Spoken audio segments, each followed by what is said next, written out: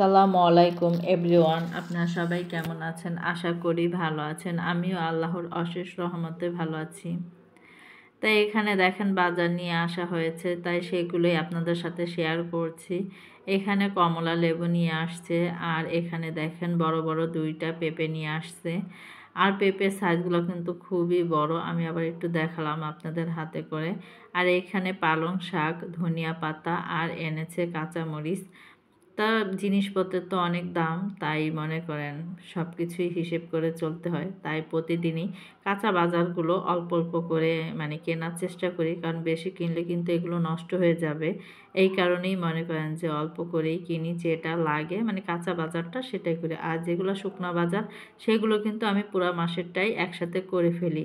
কারণ এক সময় দেখা যায় শাকের যেই পরিমাণ দাম এক সময় একটু কম থাকে, এক সময় বেড়ে যায়, এরকম অবস্থা।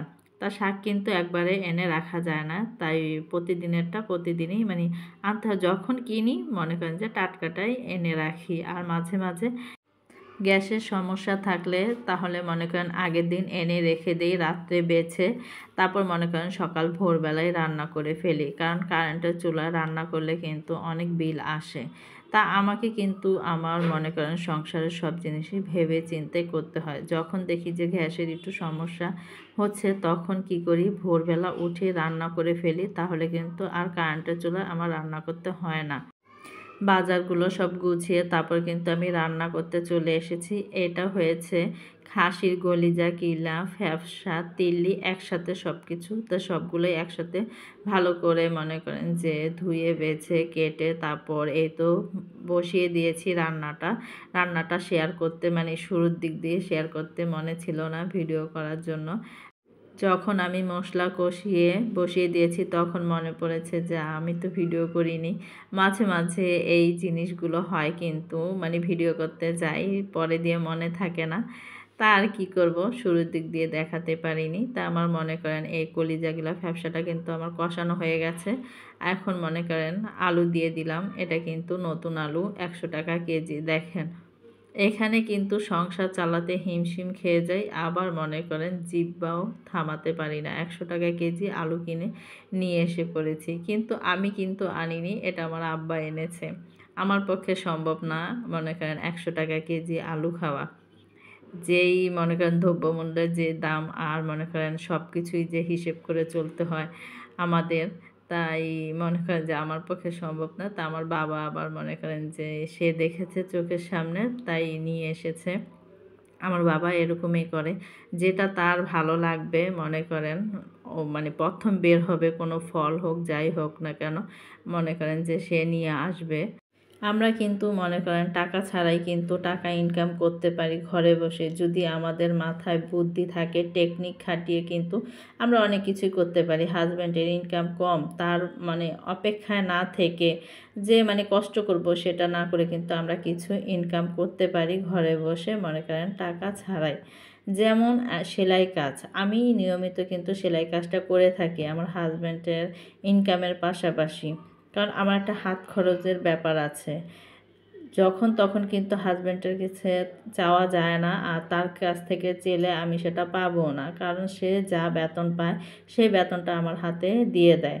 আমার সারা মাসটা এই বেতন দিয়ে চলতে হয়, খুব হিসেব করে আমাকে চলতে হয়। তাই আমি কিভাবে তার কাছ থেকে চাবো আর সে আমাকে কিভাবে দেবে, অনেকে কিন্তু বোঝে না। মনে করেন যে হাজব্যান্ডের কাছ থেকে চায়, হাজব্যান্ডের ইনকাম কম, না দিতে পারলেই কিন্তু সংসারে অশান্তি লেগে যায় যে আমি এটা চেয়েছি তুমি দিতে পারোনি।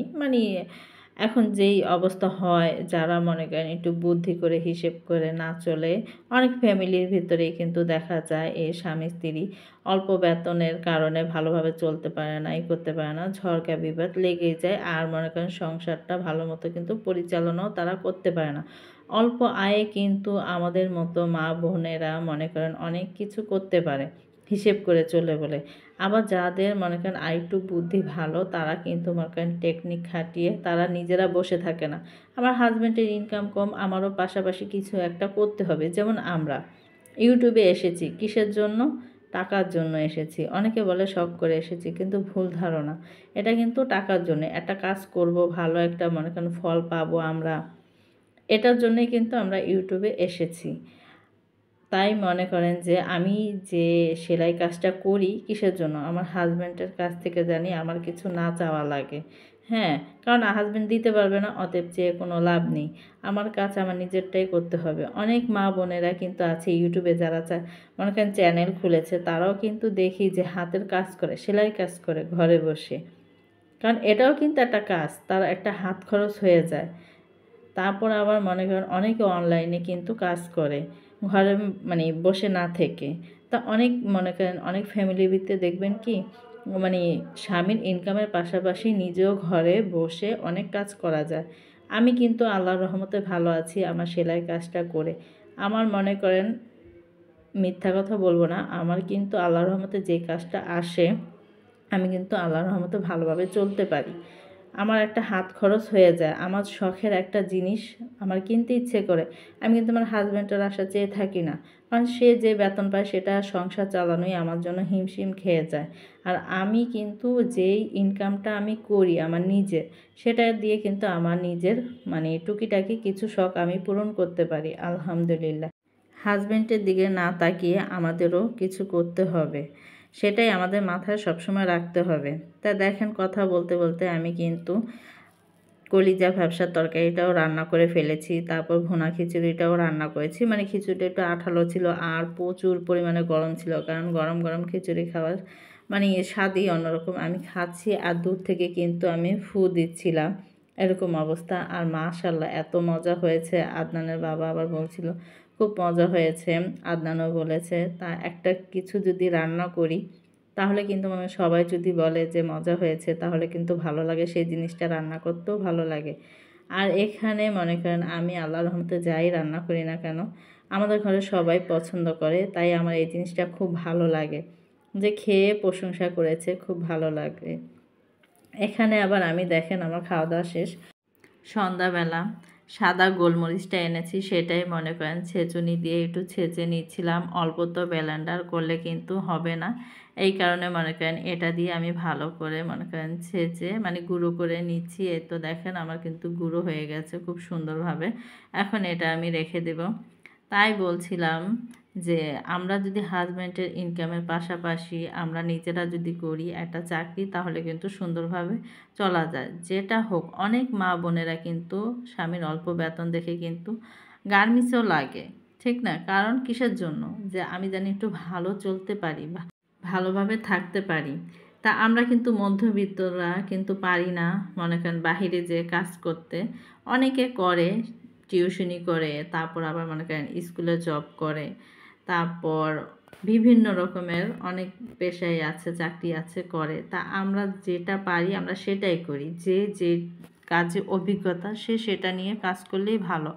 আমি যেমন সেলাই কাজে অভিজ্ঞতা আমার আছে, তাই আমি সেলাই কাজটা নিয়েই মনে করেন বসে আছি, মানে ওই কাজটা আমি করি। আর আমার এখান থেকে কিন্তু আমার একটা ইনকাম আসে, সেই ইনকাম দিয়ে কিন্তু আমি ভালোভাবে সুন্দরভাবে চলতে পারি। তা সব মা বোনেরা মনে করেন আমরা টাকা ছাড়াই কিন্তু টাকা ইনকাম করতে পারি। আমাদের যদি এই টেকনিকগুলো যদি আমরা যদি বুদ্ধি খাটিয়ে চলতে পারি, সেলাইয়ের কাজ শিখতে পারি, তারপর আপনার ঘরে বসে কাঁথা সেলাই করতে পারি, তারপর অনলাইনেও অনেক কাজ আছে সেগুলোও কিন্তু আমরা করতে পারি। বাহিরেও যারা শিক্ষিত তারা মনে করেন বাহিরে যেয়ে টিউশনি করতে পারি, বিভিন্ন রকমের কাজের কিন্তু শেষ নেই।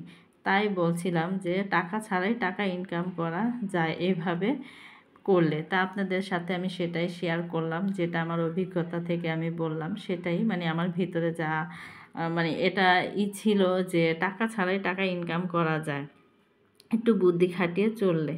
তা দেখেন আমি কিন্তু পেঁপে কেটে নিয়ে এসে পড়েছি, আদনানের বাবাকে আমি এখন নাস্তা দেব সন্ধ্যার একটা, তার শরীরটা বেশি ভালো না, চা বানিয়ে দিয়েছি, সে চা খেয়েছে। আর ছেলে তো কি বলবো, মানে ওকে মশায় কামড়াচ্ছে, তাই ও কম্বল গায়ে দিয়ে মানে পাতলা কম্বল মানে পেঁচিয়ে তারপর খাটের উপরে বসে পড়ছে।